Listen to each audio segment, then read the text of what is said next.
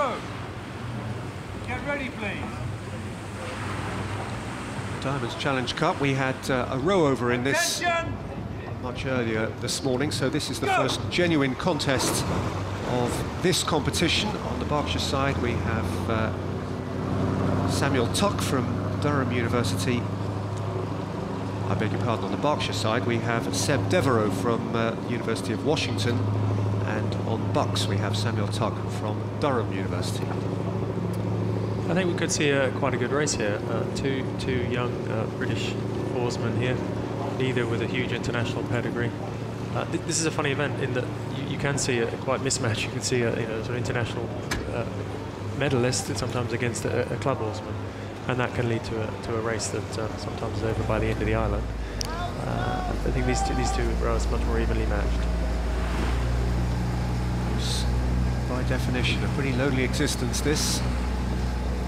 Communication, just one man at his boat, 2 oars.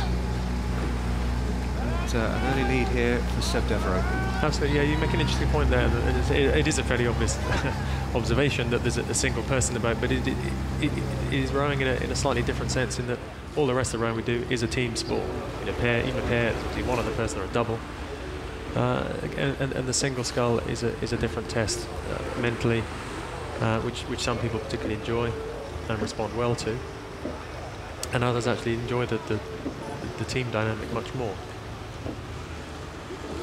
It must be interesting in terms of the dynamic of a club to be the lead sculler, single sculler, insofar as you are part of a broader body of people, but you are very much singular and scrutinised individually when you go out to do your business.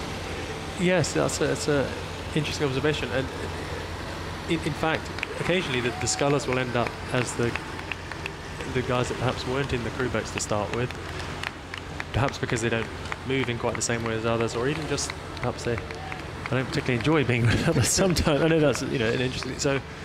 So they can perhaps some start off as a wanting to be a crew boat, not having then developing the scull and realising that as they get fitter and stronger, they get better and better, and then beginning to enjoy that more and more. Seb Devereux here on his home water from the Leander Club. Though, as we mentioned, the freshman at the University of Washington is certainly looking at home. He has competed internationally for Great Britain, both as a junior and at under-23 level. The Leander crew that won the Prince of Wales in 2014, semi-final of Forley 2013. Yes, he certainly knows the course here. Well, one thing to note, the sculler from Durham, Tuck, is a lightweight rower, and we're seeing there's a bit of a headwind today. And whilst we talk about the efficiency of technique and clearly power and weight, there's a relationship between the two. As you come into a bit of a headwind, as with anything, if you're a little smaller, then the effect of the wind and slowing the boat down is that much greater. So the sculler Devereux, a little more powerful, a little more weight to just keep the boat moving into the headwind between the strokes. Great motivation, great incentive for both of these, though actually victory here might be perceived to be a bit of a poisoned chalice insofar as the winners beat Drysdale, the current Olympic champion, in the next round, who's looking to win this event for the 5th time. Yeah, the big New Zealander. Yeah, I heard someone talk about this the other day. They were racing one of the top women's scullers and consider whether this was a good or a bad thing. But as the person observed, they were probably only ever going to race them once, and at least to have that opportunity. Enjoy is a the great moment. Thing. Yeah, absolutely. Well, there are 12 competitors in the Diamond Sculls, 4 buys and 4 heats today to go into the last 8. Fairly evidently, Drysdale was one of those that got the bye.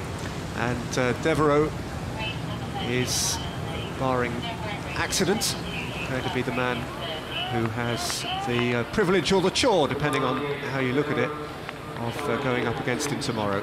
I suppose the only test he has is how long he can stay level with him. I would suggest whether that's the end of the island or the quarter mile or the barrier. In all seriousness, he can't afford to think that, can he? Or can he? I mean, I think that would probably be how you'd have to race it. If I was doing it, I would say, you cannot turn around. In raw boat speed, there's probably a 30-second or 20-second speed gap between them. It's very hard to turn that round. So the best you can hope is to be in a race for a period of time, and actually hope that by putting Mahe under a little pressure that something goes wrong, he doesn't settle into a great rhythm.